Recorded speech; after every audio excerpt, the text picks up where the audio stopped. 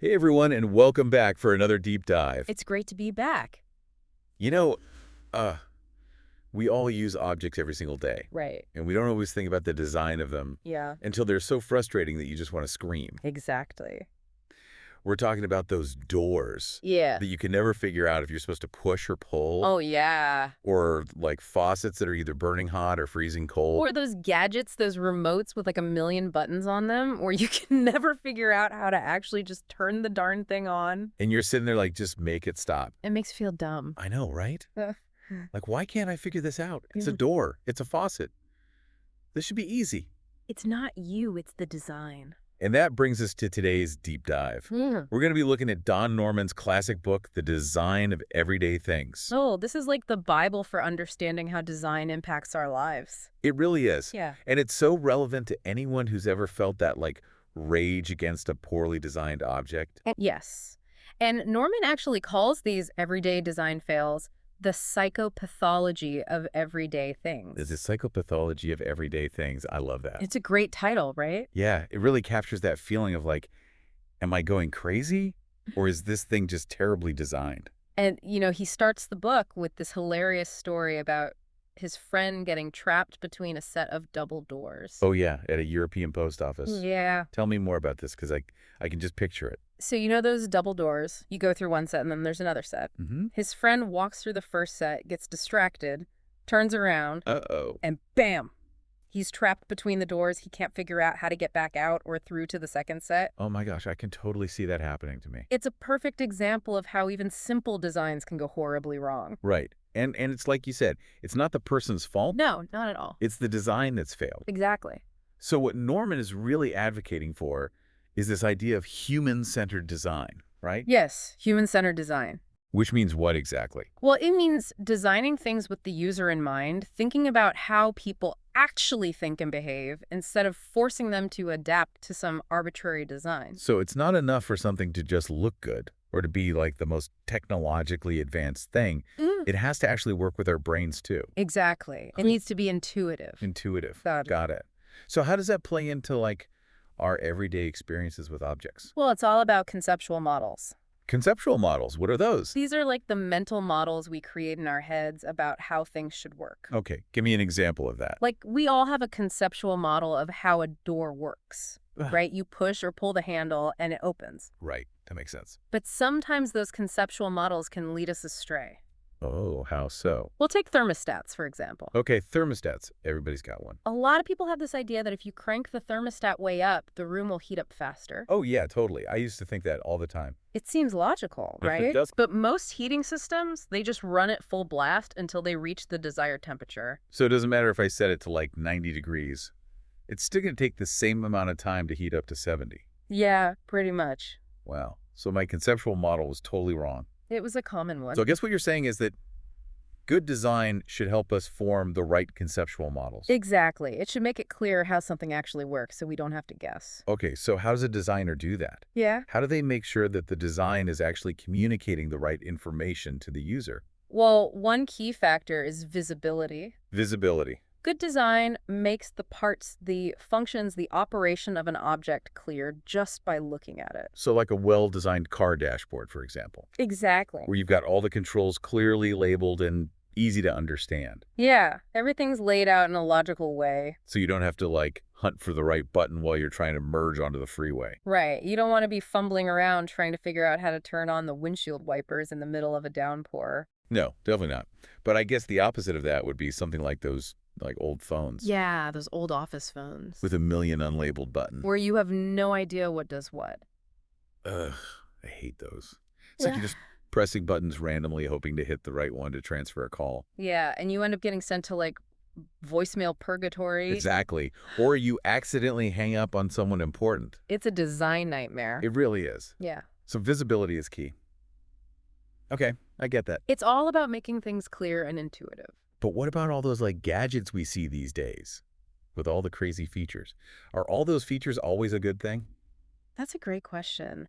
And it brings us to this idea of featureism. Featureism. Yeah, this idea that more features automatically equals a better product. Oh, I'm so guilty of falling for that trap. We all do. It's like we get seduced by the promise of all these bells and whistles. Like, my phone has so many features I never use, Right. and I'm constantly getting lost in the menus trying to find the one thing I actually need. But here's the thing, often adding more complexity actually makes things less usable. Less usable, even though it has more features. Exactly.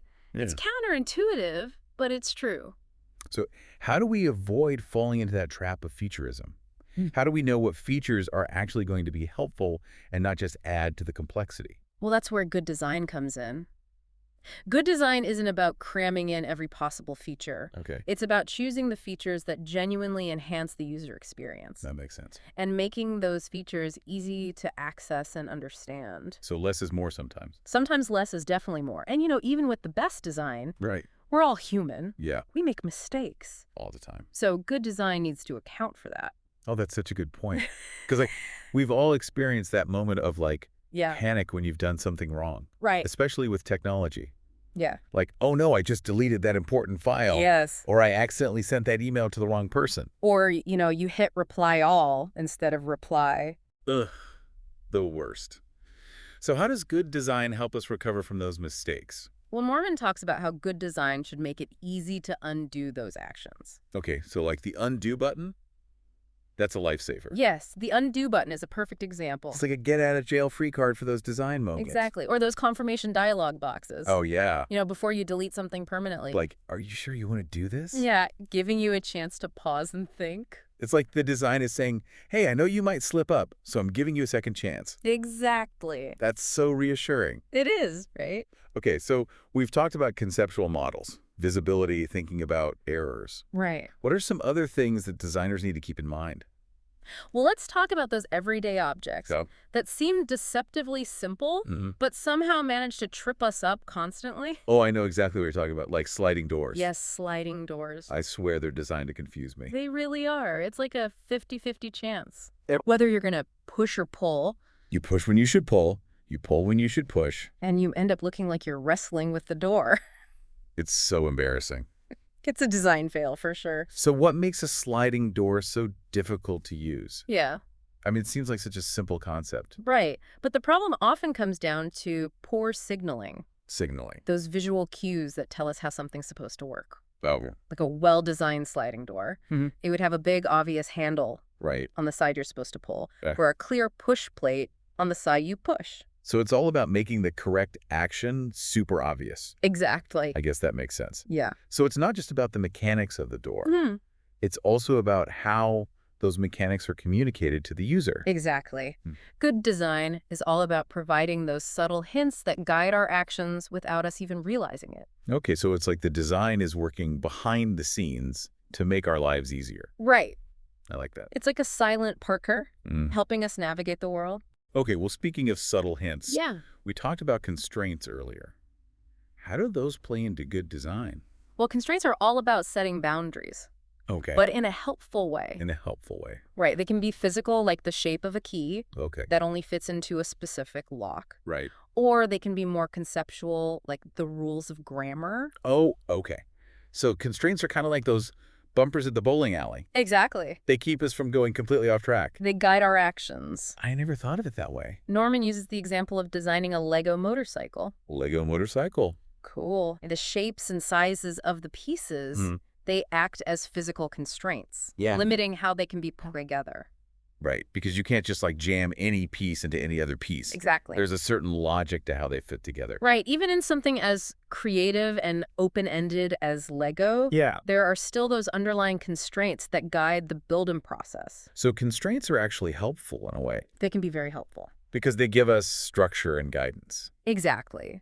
They break down a big, overwhelming task Mm-hmm. into smaller, more understandable steps. Okay, so good design uses constraints to make us feel more in control, not less. Precisely. By setting those boundaries and providing clear guidance, Right. it helps us navigate complexity with confidence. Exactly. Okay, that's starting to make a lot of sense. Good. So we've talked about conceptual models, visibility errors, constraints. Mm. What about standardization? Ah, standardization. Isn't it good to have things work the same way across different products? Standardization definitely has its benefits. Okay. When things work consistently, it makes life easier. Like knowing that the gas pedal is always on the right, Exactly. no matter what kind of car you're driving. Right, or that a light switch Yeah. always turns the lights on or off. Yeah, it makes sense. Oh, But we also talked about how standardizing too early can lock us into bad designs, right. like the QWERTY keyboard. QWERTY keyboard, a classic example. It's not the most efficient layout, No, not at all. but it became the standard because of historical reasons. Right, it was a workaround for a mechanical problem on early typewriters. And now we're stuck with it, Pretty much. even though there might be better keyboard layouts out there. Right, so the challenge is to find that sweet spot Okay. between standardization and innovation. So how do we do that? Well, there's no easy answer. Of course not. But Norman emphasizes the importance of user-centered design. Right. It's about understanding the needs of the people Okay. who will be using a product Hmm. and making sure that those needs are at the forefront of the design process. So it's not just about coming up with the coolest, most technologically advanced design. Right. It's about making sure that the design actually solves real problems for real people. Exactly. He uses the example of car dashboards. Oh, yeah. Over the years, they've become increasingly complex Oh, my gosh, yes. with all these buttons and screens and controls. Yeah. I feel like I need a degree in engineering just to figure out how to adjust the air conditioning. It can be overwhelming. It really can. And it's a classic case of feature creep gone wild. Feature creep.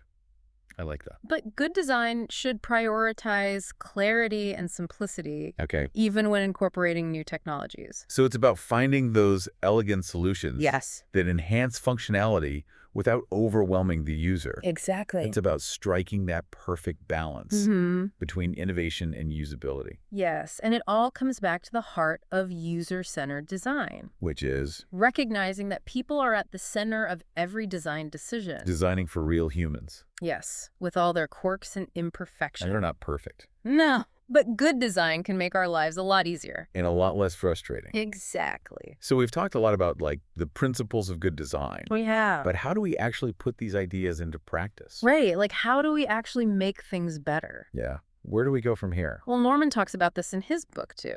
He says we need to shift our thinking Okay. from designing for things to designing for people. Right, that human-centered design. Exactly, human-centered design. But what does that actually look like? Like, how do we actually do that? It means thinking about the whole human experience Right. when we're designing something new. So not just like how it looks or how it No, functions, it's just that. but also like how people feel when they use it. Exactly. Their emotional response. Okay, so like if you're designing a new smartphone, Right. it's not just about making it like sleek and stylish. No. It's also about making sure that the interface is intuitive, Yes. that the features are actually useful, Right. and that the overall experience is enjoyable. Exactly. You want people to feel good Right. when they use your product. So how do we know if a design is truly human-centered?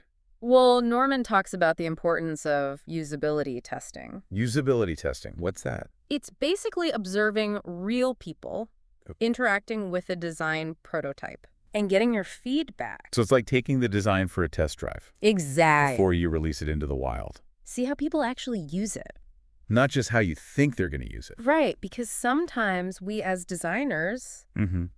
we have these assumptions Yeah. that turn out to be completely wrong.